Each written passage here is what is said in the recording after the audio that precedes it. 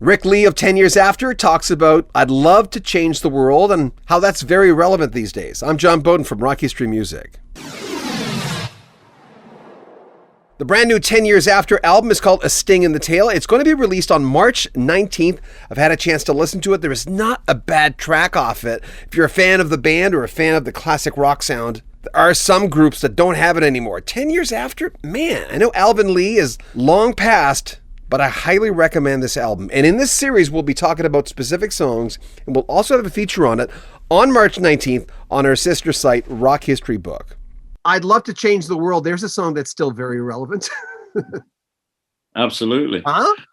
Well, yeah. Well, we did a very good friend of mine. I used to know him in England. He was the head of United Artists Music. He now lives in New York, has done for many years.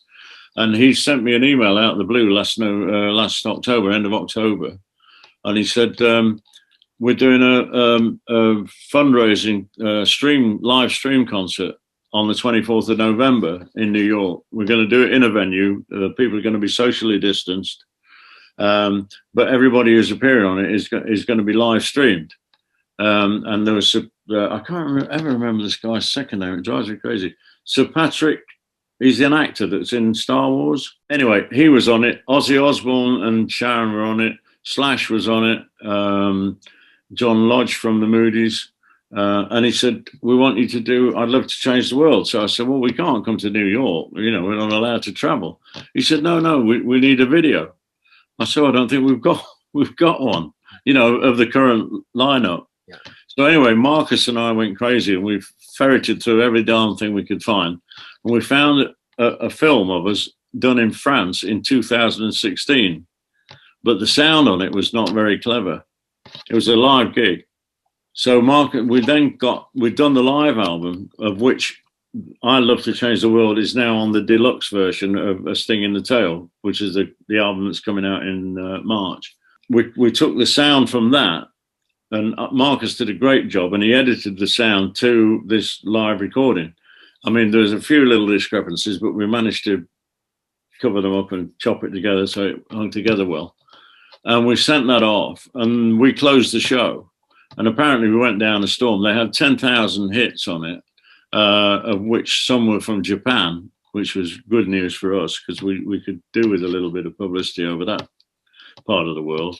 And it was done for there's a guy called Soho Johnny in New York who is a multimillionaire. He's got properties in Soho in Manhattan, and he raises money to give people homes, to look after the homeless. And that particular concert was to raise money for COVID sufferers and people with prostate cancer, which I'm a big fan because my second brother died of that a couple of years ago. And so anything I can do to support that, I do. And apparently went down a storm and they had a chat room afterwards and people said the band that closed that show were fantastic. And yeah, and they wanted copies of the video. See, that's great. So what we're trying to do, we want to, as soon as we can get out of here, we want to get to Europe and do a video of the whole show. And then that way we can use streams of the tracks on the album, you know, to promote and also maybe help some charitable causes as well. Mm-hmm. So that's the plan for the world. As soon as we can do it, but I don't think that's going to happen before autumn or maybe early 2022, to be honest. Yeah, a lot of the promoters I'm talking to are saying 2020. Yeah. A Sting in the Tail is the name of the brand new 10 Years After album. It'll be released on March 19th. And Ric Lee has a brand new book called Headstocks to Woodstock. There'll be links in the description of this video. Make sure you comment on our video, subscribe to our channel, and share our video. We'll have more from Ric Lee in a few days. I'm John Beaudin from Rock History Music.